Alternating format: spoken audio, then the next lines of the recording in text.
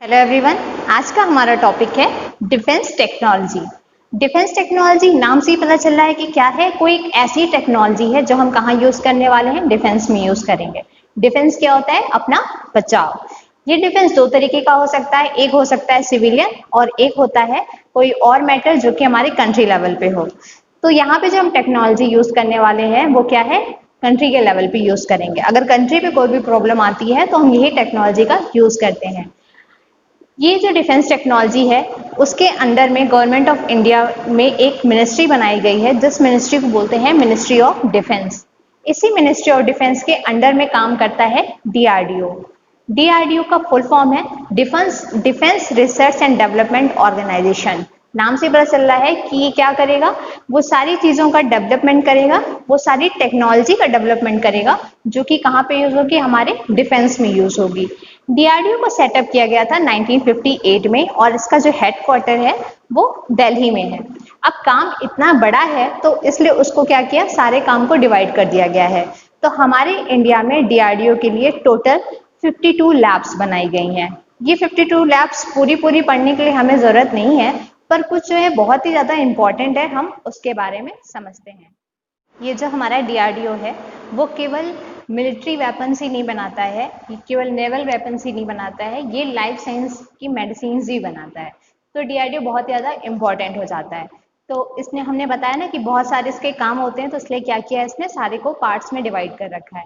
तो वैसे तो 52 हैं, लेकिन हम थोड़े थोड़े करके केवल थोड़े से ही पढ़ेंगे क्योंकि ज़्यादा पढ़ने का कोई भी फायदा है नहीं।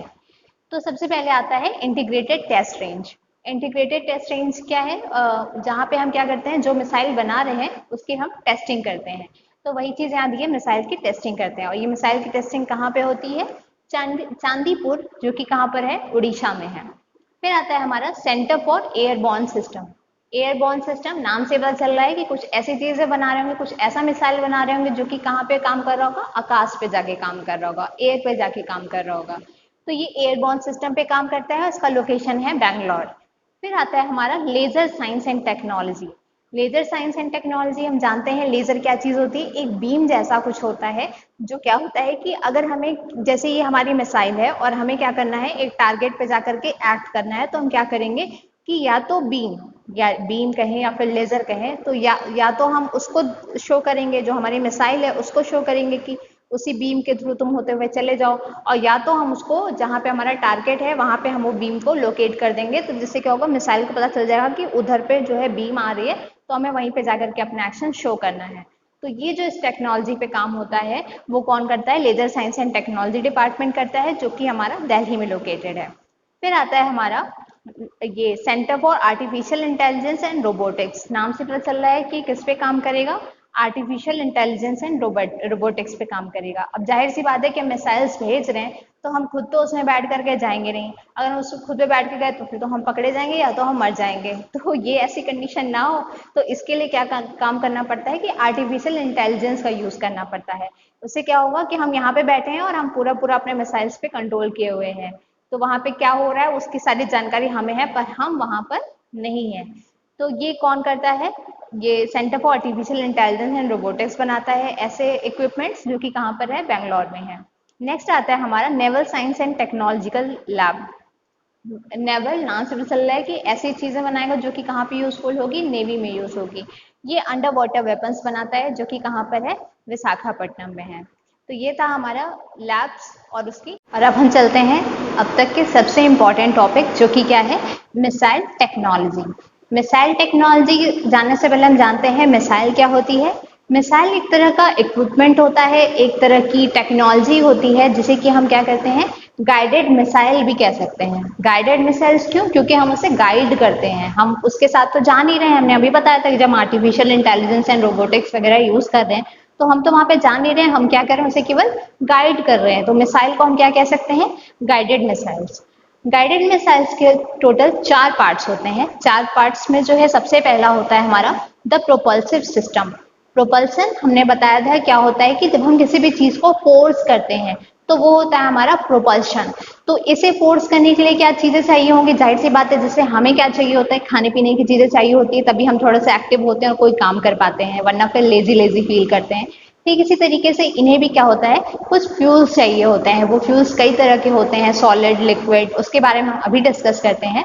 पर उसके पहले हम ये जान लेते हैं कि इन्हें क्या चाहिए होता है, प्रोपल्सन सिस्टम चाहिए होता है। वो एक तरीके का इनका फ्यूल होता है, एक तरह का इनका खाना होता है। फिर आता है द वेपन्स। वो मिसाइल किस काम के जिसमें वेपन्स ना हो, तो इसमें हम क्या करते हैं, वेपन्स भर भर के भेजते हैं और वो वहां पे जाकर के अपना अटैक कर देता है।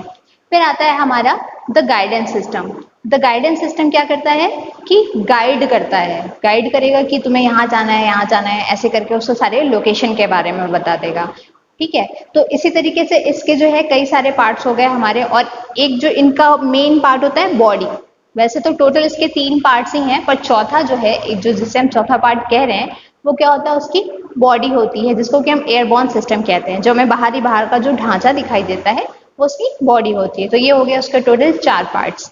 फिर अब क्या होता है कि जो मिसाइल्स है इसको हम 2 तरीके से डिवाइड कर सकते हैं। एक होता है हमारा एंडो एटमॉस्फेरिक और एक होता है हमारा एक्सो एटमॉस्फेरिक।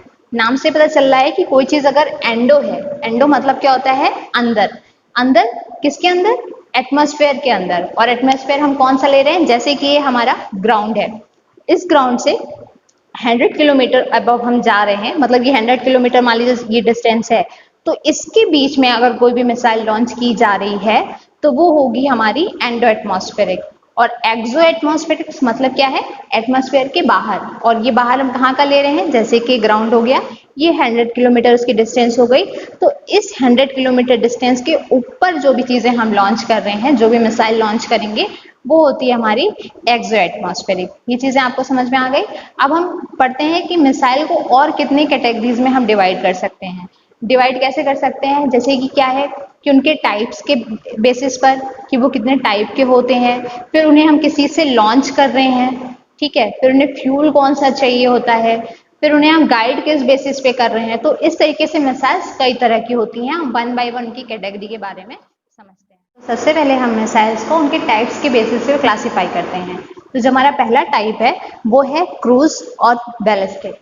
क्रूज और बैलिस्टिक दोनों ही मिसाइल होती हैं, पर दोनों में क्या डिफरेंस होता है कि उनको हम कहाँ पे किस तरह से लॉन्च कर रहे हैं। अगर वो हमारा क्रूज मिसाइल है तो उसे कैसे लॉन्च करते हैं कि जैसे कि अगर ये हमारा सरफेस, तो सरफेस से हमने किसी भी चीज को लॉन्च किया तो वो बहुत ही स्मूथली बिल्कुल स्ट्रेट होकर के जाती है। तो वो होती है हमारी क्रूज मिसाइल। और वो क्या होती है, एंडो एटमॉस्फेरिक होती है। तो मतलब कि अगर ये हमारा अर्थ है, अगर मतलब ये हमारा सरफेस है, तो सरफेस से 100 किलोमीटर डिस्टेंस के बीचों बीच ये जाएगी और अपना अपने टारगेट पे एक्शन शो करके चली आती है। तो ये होती है हमारी क्रूज मिसाइल। क्रूज मिसाइल को क्या करते हैं कि हम गाइडेड मिसाइल भी बोलते हैं। गाइडेड मिसाइल इसलिए बोलते हैं क्योंकि हम उसे पूरे रास्ते गाइड करते हुए जाते हैं कि अब तुम्हें यहाँ जाना है, अब तुम्हें यहाँ जाना है, उसे पूरे रास्ते को हम गाइड करते हैं। तो ये हमारी गाइडेड मिसाइल होती है। ये जो क्रूज मिसाइल है वो जो हमने डिवाइड कर रखा है वो स्पीड ऑफ साउंड के बेसिस पे डिवाइड कर रखा है। वैसे तो जो साउंड की स्पीड होती है वो क्या होती है, 340 मीटर पर सेकेंड। तो अगर हम इसकी स्पीड को बढ़ाते चले जाएं, मतलब कि उस सेकंड का वेरिएशन तो वही रहे, पर उसकी जो डिस्टेंस है वो इंक्रीज होती चली जाती है। तो ठीक इसी तरीके से जो है, जो हमारी क्रूज मिसाइल है उसको 3 पार्ट्स में डिवाइड किया गया है। एक है सबसोनिक, एक है सुपरसोनिक और एक होता है हाइपरसोनिक। नाम से पता चल रहा है कि अब हम क्या कर रहे हैं, उन सबकी जो कैपेसिटी है वो इंक्रीज करते चले जा रहे हैं। तो जो हमारी क्रूज मिसाइल है वो क्या है, उनका एग्जाम्पल है ब्रह्मोस और ब्रह्मोस सेकेंड। फिर नेक्स्ट आता है हमारा बैलिस्टिक मिसाइल। बैलिस्टिक मिसाइल क्या होती है कि जैसे कि उसको हम थोड़े से हाइट पे लॉन्च करते हैं, जैसे कि हमारा सरफेस है, तो हम बैलिस्टिक मिसाइल के लिए ऐसी कोई मशीन लगा देंगे, वो यहाँ से बैलिस्टिक मिसाइल रख देंगे, इस हाइट पर बैलिस्टिक मिसाइल ऐसे होते हुए जाएगा, एक पैराबोलिक स्ट्रक्चर बनाते हुए वो नीचे गिर जाएगा। तो हमने जब क्या किया, जब इसको यहाँ से लॉन्च किया था, जब यहाँ पे हमने उसको एक हाइट पे पहुंचा दिया, ये यहाँ से यहाँ तक गया, तो इसी टाइम हम क्या करेंगे कि इसके इंजन को ऑफ कर देते हैं। और जब हम इसके इंजन को ऑफ कर देते हैं तो भी वो अपने स्पीड को मेंटेन कर लेता है और एक पीक पे पहुंचने के बाद वो नीचे फॉल कर जाता है। ठीक उसी तरीके से जैसे कि हम एक बॉल फेंकते हैं तो वो बॉल क्या करता है, एक हमने यहाँ पे छोड़ा, हमारी अब यहाँ पे सारी पावर खत्म हो गई, अब बॉल जो है अपनी पावर से जाकर के ये अपने टारगेट पे एक्शन करके जमीन पे गिर जाता है। तो ठीक इसी तरीके से ये बैलिस्टिक मिसाइल भी होता है। हमें इसे कंट्रोल नहीं करना पड़ता है, बस हमने क्या किया कि जब एक हाइट ही बस पहुंचा दी और उसके बाद वो अपना एक्शन खुद से शो करता है। तो क्रूज और बैलिस्टिक मिसाइल में यही अंतर हो गया कि जो हमारा क्रूज मिसाइल है वो कहाँ पे एक्ट कर रहा है, एंडो एटमॉस्फेरिक पे काम कर रहा है, और दूसरा हमें इसे पूरी तरह से गाइड करना पड़ रहा था। और जो हमारा बैलिस्टिक मिसाइल है वो क्या कर रहा है, एक्सो एटमॉस्फेरिक पे काम कर रहा है, वो एक हाइट के बाद जो 100 किलोमीटर की डिस्टेंस होती है उसके ऊपर जाकर के वो अपना एक्ट कर रहा है और हमें इसे गाइड नहीं करना पड़ता है। और जो बैलिस्टिक मिसाइल है उसके एग्जाम्पल्स हैं पृथ्वी 1, पृथ्वी सेकंड, अग्नि 1, अग्नि सेकंड और धनुष। फिर ये तो हो गया हमारा उनके टाइप्स के बेसिस से मिसाइल्स को डिवाइड कर दिया। अब आता है कि उनके लॉन्चिंग मोड के हिसाब से डिपेंड करता है कि हम क्या है, सरफेस पे खड़े हैं और हम सरफेस पे ही उस चीज को लॉन्च कर रहे हैं, या हो सकता है कि हम एक हाइट पे पहुंच गए, एयर पे पहुंच गए और हम एयर से एयर में लॉन्च कर रहे हैं, या तो हम एयर में हैं और एयर से हम क्या कर रहे हैं, सरफेस पे लॉन्च कर रहे हैं। और एक कंडीशन हो सकती है कि हम लैंड के नीचे जो समुद्र है उसके थ्रू हम कोई चीज लॉन्च कर रहे हैं, तो समुद्र से समुद्र में लॉन्च कर रहे हैं या फिर समुद्र से सरफेस पे आकर के लॉन्च कर रहे हैं। तो इस बेसिस पे सारे को डिवाइड किया गया है। तो हम वन बाय वन सबके बारे में जानते हैं और उनके एग्जाम्पल के बारे में जानते हैं। तो अगर हम कोई मिसाइल लॉन्च कर रहे हैं सरफेस से सरफेस पे, तो उसका एग्जाम्पल है अग्नि 1। फिर नेक्स्ट आता है हमारा सरफेस टू एयर, उसका एग्जाम्पल है आकाश मिसाइल। ऐसे याद हो जाएगा आपको कि एयर में जा रहा है तो नाम है उसका आकाश। फिर सरफेस से अगर हम सी में भेज रहे हैं तो क्या है हमारा ब्रह्मोस एंटी शिप। फिर शिप से रिलेटेड नाम है तो सी, याद रहेगा शिप कहाँ चलती है, सी में चलती है। फिर एयर टू एयर में अस्त्र मिसाइल याद रहेगा, क्योंकि याद है ना वो रामायण आपने देखा होगा कि अस्त्र फेंकते थे, तो अस्त्र जमीन जमीन पे तो नहीं फेंकते थे ना, वो तो आसमान पे फेंकते थे। तो ये क्या हो गया हमारा एयर टू एयर मिसाइल हो गई। फिर एयर टू सरफेस पे भेजना है तो उसके लिए है हमारा एंटी रेडिएशन मिसाइल। फिर अगर सी से सी में भेजना हो, यानी अगर ये लैंड है, लैंड के नीचे सी है, सी से सी में भेजना हो, या फिर सी से हमको इसी लैंड पे भेजना हो, तो उसका एग्जाम्पल है हमारा वरुणास्त्र टॉर्पेडो। ये याद रहेगा कि वरुणास्त्र टॉर्पेडो दो चीजें में काम आ जाएगा, कि अगर हमको सी से सी में भेजना है या फिर सी से लैंड पे भेजना है। तो ये हो गया इसका लॉन्च मोड पे के थ्रू क्लासिफिकेशन। अब हम चलते हैं कि और हम किस तरीके से मिसाइल्स को क्लासिफाई कर सकते हैं। और मिसाइल की ही एक कैटेगरी है जिसका नाम है एंटी टैंक मिसाइल। नाम से पता चल रहा है कि कोई एक ऐसी मिसाइल है जो क्या कर रही है, जो टैंक है, ऐसा कोई टैंक जो कि वेपन से भरा है, ये उसके लिए एंटी है। मतलब अगर दुश्मनों ने क्या किया है, कोई एक ऐसा टैंक लेकर के आ रहे हैं जो कि वेपन से भरा हुआ है, तो इस मिसाइल को अगर हम छोड़ देते हैं तो वो क्या करेगी, उनके पूरे पूरे टैंक को खराब कर देगी, उनका नुकसान कर देगी और हमारा फायदा कर देगी। तो ये हमारी एंटी टैंक मिसाइल, जिसका एग्जाम्पल है नाग मिसाइल। नाग याद रहेगा एंटी है। फिर आता है हमारा man portable missile. Man portable, man मतलब हम सब, और पोर्टेबल क्या है कि कोई ऐसी चीज, कोई एक ऐसी मिसाइल जो क्या कर रहा है, मैन ही मूव करा रहा है। तो इसे कहाँ पे रखते हैं, शोल्डर पे रखते हैं। जब हम शोल्डर पे रख करके किसी मिसाइल को लॉन्च करते हैं तो वो होती है हमारी मैन पोर्टेबल मिसाइल। इसका एग्जाम्पल भी बहुत ज्यादा आसान है, इसके नाम से ही है man portable anti tank missile. फिर आता है हमारा रेंज के हिसाब से, हमने टाइप्स के हिसाब से, लॉन्चिंग मोड के हिसाब से देख लिया, फिर कुछ कैटेगरीज के बेसिस पे देख लिया, और अब हम देखते हैं कि उनके रेंज के हिसाब से। रेंज क्या है कि अगर हमने मिसाइल यहाँ से छोड़ी है तो वो कितने डिस्टेंस पे जा रही है, डिस्टेंस पे जाकर के अपने एक्शन को शो कर रही है, उस बेसिस पर डिवाइड करते हैं। तो सबसे पहले आता है हमारा शॉर्ट रेंज। शॉर्ट रेंज को शॉर्ट कहाँ तक, अगर हमने यहाँ से मारा और वो गया 1000 किलोमीटर तक दूर, मतलब 1000 किलोमीटर के डिस्टेंस से पहले पहले ही गया, उसके आगे नहीं बढ़ा, तो वो होता है हमारा शॉर्ट रेंज। और मीडियम रेंज क्या है, जब वो उस 1000 किलोमीटर से 5000 किलोमीटर दूर अगर वो जाकर लॉन्च करता है तो वो हमारा मीडियम रेंज होता है। और फिर आता है हमारा इंटरकॉन्टिनेंटल रेंज, वो उस 5000 किलोमीटर के भी आगे जाकर के लॉन्च हो जाता है। तो रेंज के हिसाब से तीन पार्ट हो गए, एक हो गया हमारा शॉर्ट, एक मीडियम और एक इंटरकॉन्टिनेंटल। फिर आता है हमारा बेस्ड ऑन वॉर हेड। हमने जो वॉर हेड लिया है, मतलब जो भी हमने हथियार ले रखे हैं, उस बेसिस से मिसाइल्स को डिवाइड करते हैं। तो वो दो टाइप्स में डिवाइड कर सकते हैं, एक होता है कन्वेंशनल और एक होता है स्ट्रैटेजिक। कन्वेंशनल क्या चीज होती है कि इसको हम दूसरे टर्म में टैक्टिकल भी बोल सकते हैं। टैक्टिकल में क्या होता है कि हम गन पाउडर वगैरह लेकर के जा रहे हैं, साथ में कोई भी न्यूक्लियर वेपन नहीं है या कोई बायोलॉजिकल वेपन नहीं है, बस क्या है गन पाउडर है, वहां पे जाकर के हम उसको लॉन्च कर देंगे जिससे कि चारों गन पाउडर फैल जाएगा। तो ये जब हम लेके जाते हैं तो वो कन्वेंशनल होता है। और दूसरा होता है स्ट्रैटेजिक। स्ट्रैटेजिक में हम क्या करते हैं, मिसाइल में जो वेपन लेकर के जाते हैं वो रेडियो एक्टिव होता है। रेडियो एक्टिव के हम लोग जानते हैं कि उससे पूरी जो ब्रेन्स, नर्व, सारी चीजें डैमेज हो जाती हैं। तो वो हमारी स्ट्रेटेजिक मिसाइल्स होती है। नेक्स्ट होता है हमारा प्रोपल्शन। प्रोपल्शन हमने पहले भी बता रखा है कि हम जब क्या करते हैं, किसी भी चीज को अगर फोर्स करते हैं तो उसको बोलते हैं प्रोपल्शन। तो ये जो प्रोपल्शन हम कर रहे हैं वो क्या है, उसमें कौन से फ्यूल इस्तेमाल कर रहे हैं, वो है हमारा सॉलिड हो सकता है, लिक्विड हो सकता है, हाइब्रिड हो सकता है, और फिर क्रायोजेनिक हो सकता है। सॉलिड हम जानते ही हैं कैसा होता है, पाउडर फॉर्म में होता है। लिक्विड लिक्विड फॉर्म में होता है। हाइब्रिड क्या होता है, सॉलिड और लिक्विड का मिक्सचर होता है। हो सकता है कि सॉलिड में कुछ डिसएडवांटेज हो, लिक्विड में कुछ डिसएडवांटेज हो, या फिर दो ये जो सॉलिड के जो भी एडवांटेज हो वो इसके अंदर थोड़ा और भी ज्यादा एडवांटेज हो। तो इसीलिए दोनों को मिक्स करके जब हम इस्तेमाल करते हैं ताकि दोनों के एडवांटेज बढ़ जाएं, दोनों के एडवांटेज मिल करके ढेर सारे एडवांटेज बना दे, तो उस वाले को बोलते हैं हाइब्रिड। नेक्स्ट आता है क्रायोजेनिक। जब हम लिक्विड को ही बहुत ही कम टेम्परेचर में यूज करते हैं तो वो होता है हमारा क्रायोजेनिक। तो हम फ्यूल के बेसिस पे इसको डिवाइड कर दिए। अब हम पढ़ते हैं इसके आगे कि और भी क्या चीजें हैं हमारे मिसाइल। और अब हम आते हैं इंजन्स पे। सबसे पहला इंजन जो है वो है जेट इंजन। जेट इंजन क्या करता है कि जो भी एयर उसके रास्ते में आती है उसी एयर का यूज करके वो प्रोपेल होता है, मतलब खुद को फोर्स करता है और आगे जाकर के अपना एक्शन शो करता है। तो जेट इंजन को केवल क्या चाहिए होती है, एयर चाहिए होती है प्रोपेल होने के लिए। फिर आता है हमारा टर्बोजेट इंजन। टर्बोजेट नाम से पता चल रहा है कि इसमें क्या है, टरबाइन लगा हुआ होगा। टरबाइन क्या चीज होती है, पंखे जैसा स्ट्रक्चर होता है।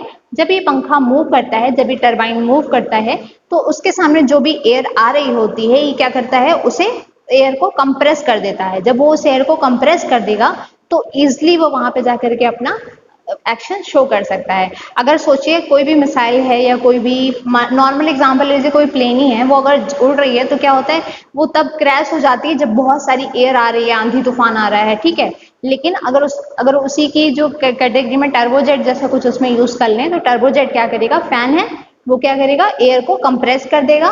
अब उसके सामने एयर कम आ रही है, अब वो इजिली अपना एक्शन शो कर देगा जहां पे उसे लॉन्च होना है। अब आता है हमारा रामजेट इंजन। रामजेट इंजन जो होता है उसके अंदर ना तो टरबाइन लगा होता है, ना वो इस तरीके की कोई एयर का यूज करता है। ये क्या करता है कि जो भी एयर आ रही है उसको हीट कर देता है। जब एयर हीट हो जाती है तो क्या होगा कि हमारी जो मिसाइल है उसमें क्या होगा, फ्यूल होगा। वो फ्यूल उस हीट के कांटेक्ट में आकर के गर्म हो जाएगी। जब वो गर्म हो जाएगी तो क्या होगा, अपना एक्शन शो कर देगी, क्योंकि फ्यूल को क्या है, कंबशन ही तो होना है। तो फ्यूल का कंबशन कैसे हो रहा है, एयर की वजह से ही हो रहा है। और उस एयर को हीट कौन कर रहा है, यही हमारा रामजेट इंजन यूज जो है हीट कर दे रहा है। फिर आता है हमारा SC ramjet engine. SC ramjet engine जो है वो थोड़ा सा एडवांस वर्जन है रामजेट वर्जन का। ये हाइपरसोनिक स्पीड में काम करता है। तो इस तरीके से हमने इंजन्स के बारे में भी पढ़ लिया।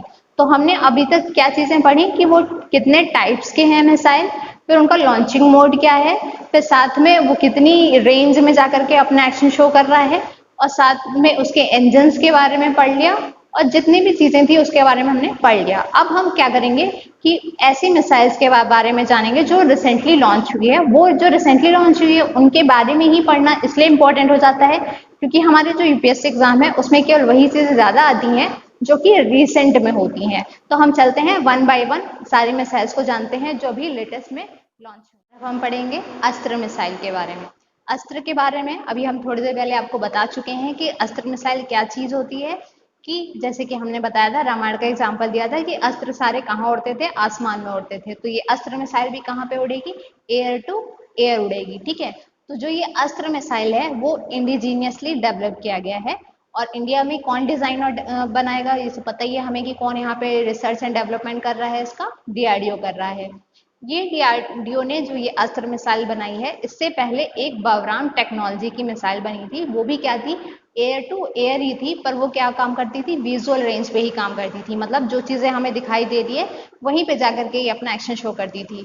पर ये जो अस्त्र मिसाइल है ये बियॉन्ड विजुअल रेंज आती है, जहाँ पे ये बवराम टेक्नोलॉजी नहीं देख सकती है, ये उसके भी बियॉन्ड जाकर के अपना एक्शन शो कर देती है। फिर नेक्स्ट आता है कि जो अस्त्र मिसाइल है, अगर ये जो है, मतलब पहली चीज इसे हमने लॉन्च किया है वो किस चीज से लॉन्च किया है, सुखोई 30 MKI से किया है। पर यही नहीं है कि हम केवल इसी से ही हर बारी लॉन्च करेंगे, हम इसे किससे लॉन्च कर सकते हैं, मिराज 2000 से, मिग 29 से, और तेजस से भी इसको लॉन्च किया जा सकता है। फिर अगर ये अस्त्र मिसाइल जो है हमने बना ही ली है, अब इसे क्या है लॉन्च करना है, तो इसे लॉन्च करने के बाद जो है इंडिया का नाम कहाँ किस सारी लिस्ट में आ जाएगा? France, Germany, UK, south Africa के बाद इंडिया का नाम होगा, जिसने क्या किया है, इसको बनाया भी है और सक्सेसफुली इससे कुछ अपना एक्शन शो कर रखा है।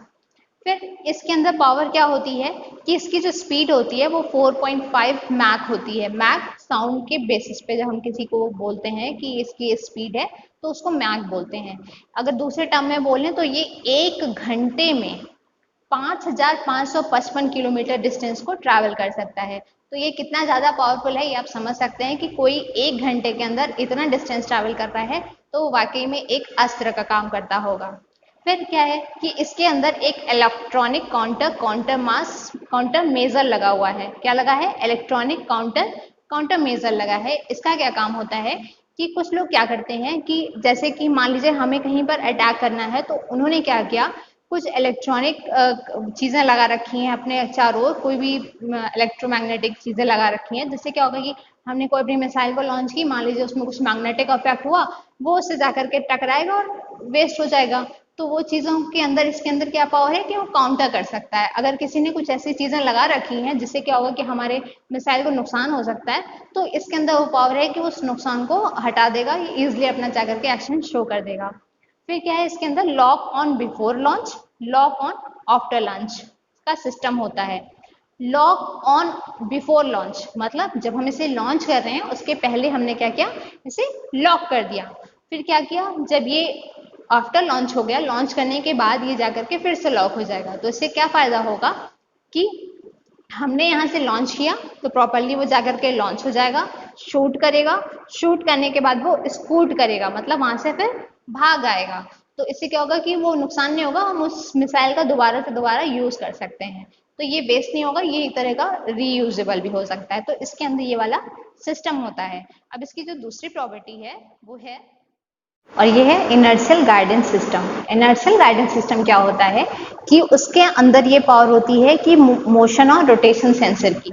मतलब अगर क्या है कि ये हमारा मिसाइल है और इसे यहाँ पर जाकर के लॉन्च होना है, तो ये कैसे समझेगा कि हमें यहीं पे टारगेट करना है। तो इसके अंदर जो है एक ऐसा सिस्टम लगा होता है कि जो हमारा टारगेट है वो अगर वो मूव कर रहा है या उसमें किसी भी तरह का रोटेशन हो रहा है तो ये रीड कर लेगा, और रीड करने के तुरंत बाद उस पर जाकर के लॉन्च हो जाएगा, अपने एक्शन को शो कर देगा।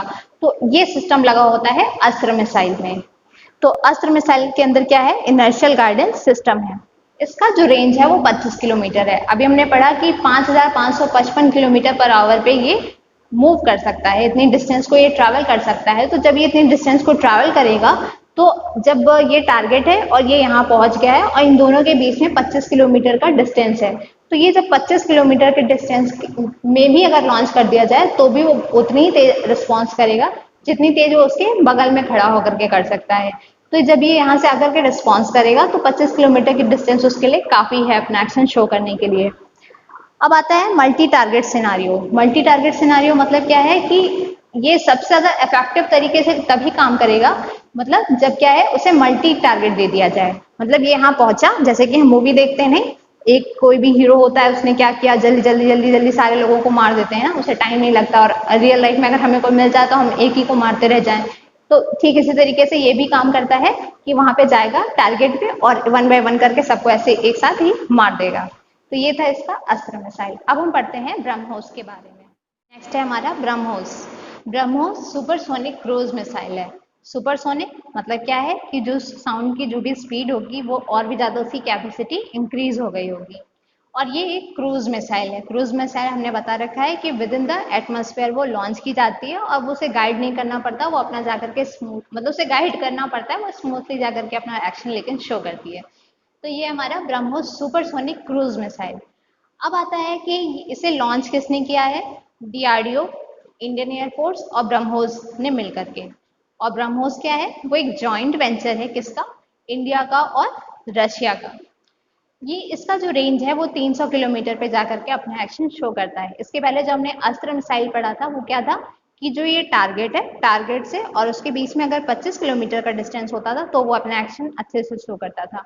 ये जो है 300 किलोमीटर दूर है तो भी वो उतने ही ज्यादा इफेक्टिवली अपना एक्शन शो कर देगा। तो उसमें उनको पता भी नहीं चलेगा कि 300 किलोमीटर दूर बैठ करके हमने कोई भी मिसाइल को लॉन्च किया हुआ है। फिर अभी जो है हमारा BrahMos supersonic cruise missile operational भी हो चुका है, लोग यूज कर रहे हैं, पर लोग कौन, हम आप यूज नहीं कर रहे हैं। इसे कौन यूज कर रहा है? इंडियन आर्मी, नेवी और एयरफोर्स। अब हम पढ़ते हैं अपनी दूसरी मिसाइल जो कि है आकाश 1S मिसाइल। और डीआरडीओ ने जो नेक्स्ट मिसाइल लॉन्च की है वो है आकाश 1S मिसाइल। ये एक सरफेस टू एयर मिसाइल है, इसे हम सरफेस से एयर में लॉन्च करते हैं। और ये एक सुपरसोनिक मिसाइल है, मतलब वही है, स्पीड को हमने साउंड के स्पीड के थ्रू हमने उसको इंक्रीज कर दिया है, उसकी स्पीड को। ये जो आकाश 1S मिसाइल है वो एक प्रोग्राम के अंतर्गत आती है। वो प्रोग्राम का नाम है integrated guided missile development plan. अब इस प्लान के अंतर्गत बहुत सारी मिसाइल्स बन चुकी हैं। वो कौन कौन सी हैं? अग्नि, त्रिशूल, पृथ्वी और नाग। अग्नि, त्रिशूल, पृथ्वी और नाग के बाद अब ये आता है हमारा आकाश 1S मिसाइल। आकाश 1S मिसाइल की जो रेंज है वो कितनी है? 25 किलोमीटर। और ये कितना वॉरहेड उठा सकता है? मतलब क्या था, हम लोग इससे पहले जो भी सैटेलाइट्स लॉन्च करते थे तो क्या था, उसके साथ हमारी जो सैटेलाइट्स थी वो जब जाती थी, उसका तो एक अलग ही वेट होता था लॉन्चिंग व्हीकल का, साथ में सैटेलाइट्स का भी वेट अलग होता था। तो जो हमने सैटेलाइट उठा रखा है उसको बोलते थे पेलोड। तो ठीक इसी तरीके से इस जो ये वेट उठाएगा, जो भी वेपन का वेट उठाएगा, उसको बोलेंगे हम वॉरहेड। तो ये जो वॉरहेड है वो कितना उठाता है? 55 केजी तक का वॉरहेड ये उठा सकता है। फिर इसका जो अल्टीट्यूड है वो 18 किलोमीटर है। मतलब अगर हमने इसको यहाँ से लॉन्च किया, सरफेस से ये एयर में जा रही है, तो सरफेस से एयर में जब ये जा रही है तो ये 18 किलोमीटर दूर उठेगी। और 18 किलोमीटर दूर उठने के बाद ये जाकर के अपना ऐसे जाकर के एयर में अपने एक्शन को शो करती है। तो ये हमारी हो गई आकाश 1S मिसाइल। दूसरी हम एक एंटी टैंक मिसाइल के बारे में, ये जो हमारा स्ट्रम अटाका एंटी टैंक मिसाइल है, वो नाम से हमने बता रखा है कि एंटी टैंक मिसाइल क्या होता है कि अगर कोई ऐसा टैंक जो कि वेपन से भरा हुआ है उसको पूरी तरीके से खत्म करने के लिए है ये हमारा स्ट्रम अटाका एंटी टैंक मिसाइल। ये कंडीशन कब हुई थी? जब पुलवामा अटैक हुआ था। तो हमें याद होना चाहिए कि जब पुलवामा का अटैक हुआ था तो एक पूरी वैन आई थी जो कि पूरी तरह से वेपन से भरी हुई थी और वो हमारी ओर ब्लास्ट कर दिया गया, जिससे हमारे बहुत सारे सोल्जर्स की ऑन स्पॉट डेथ हो गई थी। तो ऐसी सारी टैंक को ही डिस्ट्रॉय करने के लिए है ये हमारा स्ट्रम अटाका। इसको जो है रसिया से, हमारे यहाँ जो हमारी जो कंट्री है उसने रसिया के साथ ये डील साइन करी थी कि हम जब ये डील साइन कर रहे हैं उसके 3 मंथ के अंदर ही अंदर हमको ये मिसाइल चाहिए, क्योंकि उस टाइम बहुत ज़्यादा इमरजेंसी थी और लग रहा था कि ऐसा हो सकता है कि इंडिया और पाक का वॉर हो सकता है। तो इसीलिए क्या था कि 3 मंथ के अंदर ही अंदर हमें ये चीज़ चाहिए थी। और इसके लिए हमने जो डील साइन की थी वो 200 करोड़ की डील थी। और ठीक उसी टाइम हमारे पीएम ने सबको बोल दिया था, चाहे वो हमारा एयरफोर्स हो या आर्मी हो, बोला था कि आपकी पसंद का, मतलब आपको जो भी रिक्वायरमेंट हो वो वेपन्स का नाम हमें बताइए। हमारे पास इस टाइम का जो बजट है वो 300 करोड़ है और उससे हम जो है ऐसे वेपन्स को ले आएंगे जिससे कि आगे ऐसी कोई कंडीशन ना हो। तो उसी टाइम रसिया से ये डील साइन की गई थी स्टर्म अटाका एंटी टैंक मिसाइल के लिए। अब हम चलते हैं अपने दूसरे मिसाइल और नेक्स्ट हमारा आता है अग्नि सेकेंड। अग्नि सेकेंड क्या है? सरफेस टू सरफेस पे लॉन्च होती है। मतलब हमने सरफेस से लॉन्च किया तो वो सरफेस पे ही जाकर के अपना एक्शन शो करती है। और ये एक मीडियम रेंज की है। मीडियम रेंज हमें पता है ना क्या था हमारा? 1000 से 5000 के बीच में जब कोई चीज लॉन्च होती है, कोई भी मिसाइल लॉन्च होती है तो उसे मीडियम रेंज कहते हैं। तो अग्नि का जो रेंज होगा वो कितना होगा? 1000 से 5000 के बीच में ही होगा। फिर ये न्यूक्लियर कैपेबल है। मतलब हमने बताया था कि 2 तरह के वॉरहेड होते हैं, एक होता है कन्वेंशनल और एक होता है स्ट्रेटेजिक। कन्वेंशनल में हम क्या लेके जाते थे? गन पाउडर वगैरह लेकर के जाते थे और स्ट्रेटेजिक में हम रेडियो एक्टिविटी वाली चीजें लेके जाते थे। तो अगर हम जब क्या है तीसरे तरीके का कि न्यूक्लियर कैपेबल वाली चीजें लेकर के जा रहे हैं, कोई ऐसी चीज लेके जा रहे हैं जो बहुत ही ज्यादा डैमेज कर सकती है, तो ये न्यूक्लियर कैपेबल बैलिस्टिक मिसाइल है। फिर आता है कि इसकी हाइट कितनी है? तो इसकी हाइट 20 मीटर लॉन्ग है और इसका रेंज हमने बताया ही था कि ये मीडियम रेंज पे काम करती है। तो ये इसका जो एक्चुअल रेंज है वो कितना है? 2000 किलोमीटर का है। और इसका जो प्रोपेलेंट है वो क्या है? सॉलिड है। प्रोपेलेंट हमने बता ही रखा है कि कई तरीके के होते हैं, तो उसमें जो ये प्रोपेलेंट यूज करता है वो सॉलिड वाला यूज करता है। अब हम चलते हैं अपनी दूसरी में। नेक्स्ट हमारा आता है प्रनास बैलिस्टिक मिसाइल। प्रनास बैलिस्टिक मिसाइल जो होती है बहुत ही शॉर्ट रेंज की होती है, शॉर्ट रेंज में जाकर के वो अपना एक्शन शो करती है, मतलब वो बहुत ही थोड़े से डिस्टेंस को कवर अप करती है। तो जो 200 किलोमीटर तक ये जाती है और अपने एक्शन को शो करती है। ये एक टैक्टिकल मिशन के लिए यूज किया जाता है। जो हमारा टैक्टिकल मिशन है वो क्या काम करता है कि कन्वेंशनल वॉरहेड ले जाता है, मतलब गन पाउडर वगैरह ले जाता है। जब हमें नॉर्मली गन पाउडर वगैरह लॉन्च करना है तो हम क्या यूज करेंगे, प्रनास बैलिस्टिक मिसाइल यूज करेंगे, और ये सरफेस टू सरफेस अपना एक्शन जाकर के शो करता है। नेक्स्ट है कि ये एडवांस वर्जन है प्रहार मिसाइल का। इससे पहले जो हम लोग मिसाइल यूज करते थे वो थी प्रहार मिसाइल। जैसे कि ये 200 किलोमीटर डिस्टेंस को कवर करती है, तो जो प्रहार मिसाइल है वो केवल 150 किलोमीटर ही डिस्टेंस को कवर करता था। फिर इसमें जो हम लोग प्रोपेलेंट यूज करते हैं वो सॉलिड यूज करते हैं, जैसे कि हो गया एल्युमिनियम हाइड्रोक्साइड वगैरह यूज कर सकते हैं। फिर है ये चीपेस्ट होता है। चीपेस्ट मतलब कि इसकी क्वालिटी खराब नहीं है, पर इसके अंदर जो पावर है वो बहुत ही ज्यादा अच्छी है, पर ये बहुत ही सस्ते में मिल जाता है। तो जितने भी अब तक टैक्टिकल मिशन के लिए जो भी गन पाउडर लॉन्च करने के लिए हम जो भी मिसाइल यूज करते आए हैं, जो जिसे कि हम केवल शॉर्ट रेंज पे जाकर के लॉन्च करना है, तो उसके लिए सबसे चीपेस्ट होगी प्रनास बैलिस्टिक मिसाइल, जिसे कि डीआरडीओ ने अभी हाल ही में लॉन्च किया है। और नेक्स्ट हमारा आता है पिनाका मिसाइल सिस्टम।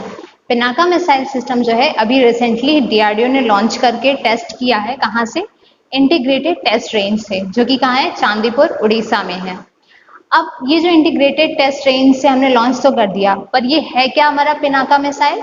वो एक आर्टिलरी मिसाइल सिस्टम है। आर्टिलरी जैसे कि आपने वो देखा होगा पुरानी मूवीज में कि फोर्टिफिकेशन होता था ना, पहले किलेबंदी की जाती थी, तो उसको पूरी तरह से तोड़ने के लिए ये आर्टिलरी जाती थी, बड़ी बड़ी तोपें जैसी होती थी। तो जो ये आर्टिलरी मिसाइल सिस्टम है वो है पिनाका मिसाइल सिस्टम। इसके दो वर्जन हैं। दो वर्जन किस बेसिस पे कि वो कितना डिस्टेंस को ट्रैवल करते हैं। तो ये जो दो वर्जन है, एक है पिनाका MK1 और एक है पिनाका MK2। जो पिनाका MK1 है वो केवल 40 किलोमीटर डिस्टेंस पे जाकर के एक्शन शो कर देता है, और जो पिनाका MK2 है वो 75 किलोमीटर रेंज पे अपना एक्शन शो करता है। तो ये हम जान चुके पिनाका मिसाइल सिस्टम के बारे में। अब हम दूसरे मिसाइल के बारे में जानते हैं। नेक्स्ट हमारा आता है K4 मिसाइल। जो ये K4 मिसाइल है वो एक इंटरमीडिएट रेंज ही है, मतलब जो इसका रेंज होगा वो कितना होगा, 1000 से 5000 के बीच में होगा। तो वो कितना है, पर्टिकुलर 3500 किलोमीटर इसका रेंज होता है। फिर क्या है, ये न्यूक्लियर कैपेबल है, मतलब इसके साथ जो भी चीजें हम भेज रहे हैं, जो भी वॉरहेड भेज रहे हैं, वो क्या होगा, न्यूक्लियर बेसिस पे होगा, न्यूक्लियर इक्विपमेंट्स होंगे।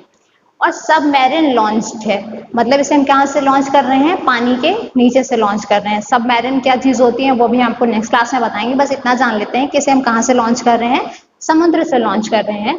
और ये एक बैलिस्टिक मिसाइल है, मतलब कहाँ पे जाकर के लॉन्च होगी, अबव द एटमॉस्फेयर जाकर के लॉन्च होगी, ठीक है। फिर ये हो गई हमारी K4 मिसाइल, जिसे कि अभी किसने डेवलप किया है, डीआरडीओ ने डेवलप किया है। फिर आती है हमारी एवंगर्ड, एवेंजर्ड भी बोलते हैं कुछ लोग। तो जो एवेंजर्ड है वो रसिया से डिप्लॉय की गई है, ये हमारे यहाँ की नहीं है, हमने इसे रसिया से मंगाया है। और ये पहली हाइपरसोनिक न्यूक्लियर कैपेबल है। अब तक हमने न्यूक्लियर कैपेबल के बारे में हमने पढ़ लिया था कि दो मिसाइल के बारे में अभी पढ़ा है, पर ये क्या है, पहली हाइपरसोनिक है। हाइपरसोनिक पता ही है ना, 3 तरह की सोनिक हमने बताया था, सबसोनिक, सुपरसोनिक, हाइपरसोनिक। तो क्या था, सबकी कैपेबिलिटी इंक्रीज होती चली जा रही है। तो अब तक जितने भी हम लोग न्यूक्लियर कैपेबल वेपन्स यूज कर रहे थे उसमें से सबसे ज्यादा कैपेबिलिटी वाला ये है, जिसे कि हमने रसिया से डिप्लॉय किया है, जिसका नाम है एवंगर्ड। तो ठीक इसी तरीके से अब ये मिसाइल टेक्नोलॉजी वाला टॉपिक खत्म होता है।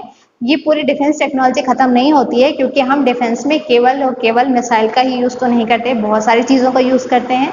तो नेक्स्ट क्लास में हम उसके बारे में पढ़ेंगे। तब तक के लिए बाय बाय, सब खैर, शुभ रात्रि।